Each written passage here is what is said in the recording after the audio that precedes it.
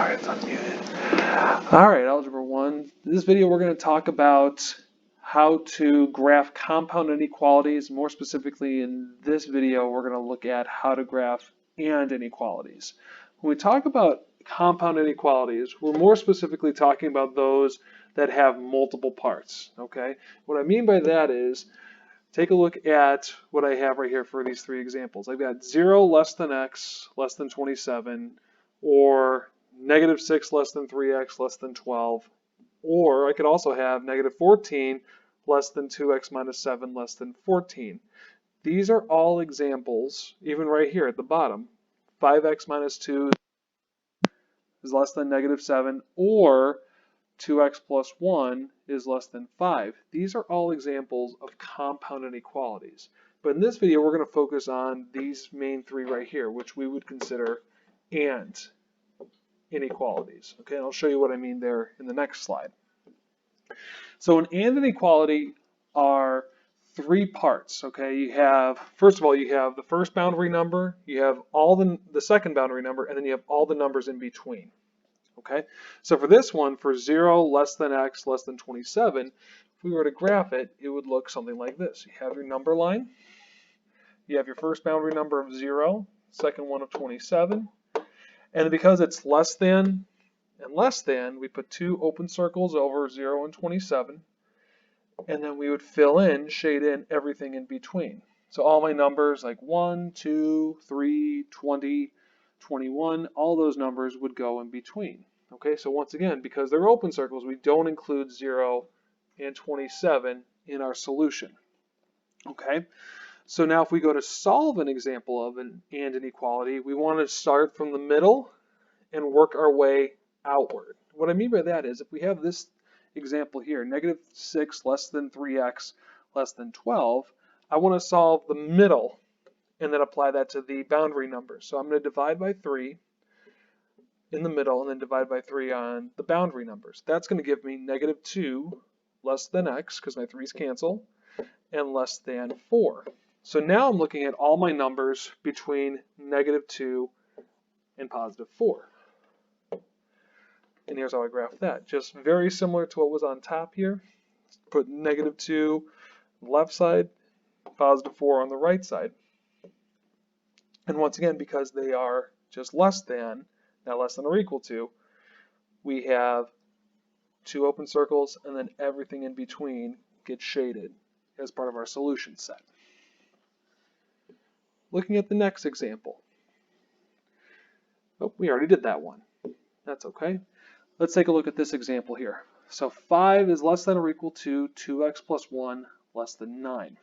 All right, so once again, we want to work from the inside and work our way out. So I'm going to start by subtracting 1 from the inside, and I have to do that to my boundary numbers. So minus 1 from 5, minus 1 from 9. When I do that, 5 minus 1 is 4. My 1's cancel when I combine my like terms, leaving me with 2x in the middle, and then 9 minus 1 is 8. So I leave the signs the same because I can subtract, no problem. Oops, that's just less than. Okay. So less than 8. Okay.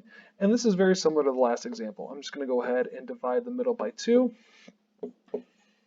When I do that, 2's cancel from the middle. 4 divided by 2 is 2. Keep the sign the same. X is in the middle, and then less than 4. Okay. So this is a little bit different because now we have a less than or equal to. So when I draw my number line, go ahead and put my boundaries in. So 2 and then 4. And then I'm going to go ahead and shade the region that works here. Only difference is now that because we have this less than or equal to, I'm going to use a filled in circle or a closed circle to represent 2. And then I use an open circle for 4. And shade in everything between here to represent my solution set. Okay, so the way we would say this is we would say all numbers between 2 and 4, including 2. Okay, so once again, all numbers between 2 and 4, including 2.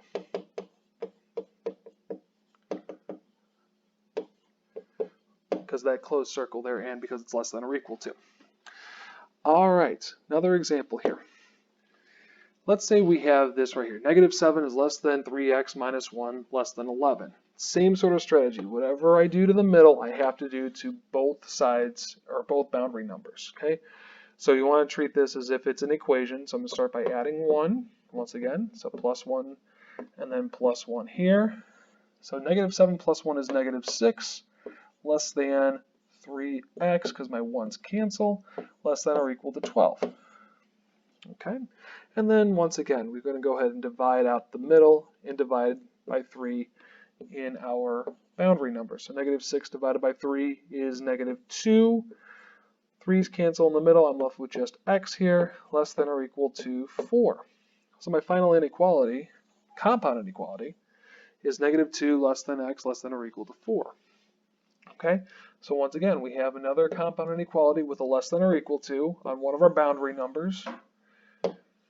So we put -2 and 4 right there to represent the boundary with -2. Once again, because it's less than right there, it's going to be an open circle. And then with +4, it's a closed circle because we have less than or equal to. And then once again, and means that we include everything in between here. Okay? Another example that we could have is instead of writing it that way, like we've seen so far, we could have it written as a verbal example where we literally include the word and here. And when this happens, all we have to do is solve the two inequalities that we're given. And I'm going to start with the first one. -12 is less than -3x. Now remember, big rule here is that we want to make sure our variable is on the left side of the inequality. So I'm going to flip this around, put -3x, -12 here. But when we do that, we also have to switch the sign of the inequality. So this is going to be greater than.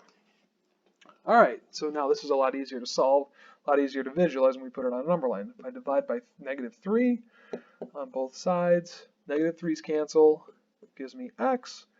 -12 divided by -3 is a +4.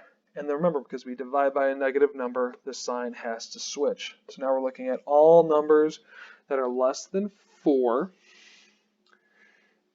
And if I go to the next one, I have 2x is greater than 20.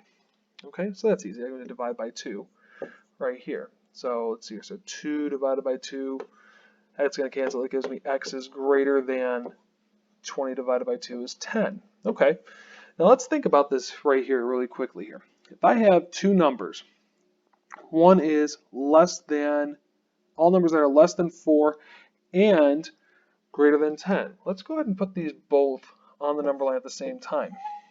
Okay, so we've got 4 here, 10 here. If I'm looking at two numbers, so once again, open circle over there, over 4, and then open circle over 10, and then go everything to the right. Notice how these two do not overlap at all. And that's the big key with and inequalities, that they have to overlap. So in this case, even though we were able to solve the two inequalities here, there are no values for x, or no numbers that are both less than 4 and greater than 10. So we would call this a no solution inequality. Okay, because of the simple fact that there are no numbers that are less than 4 and greater than 10 at the same time.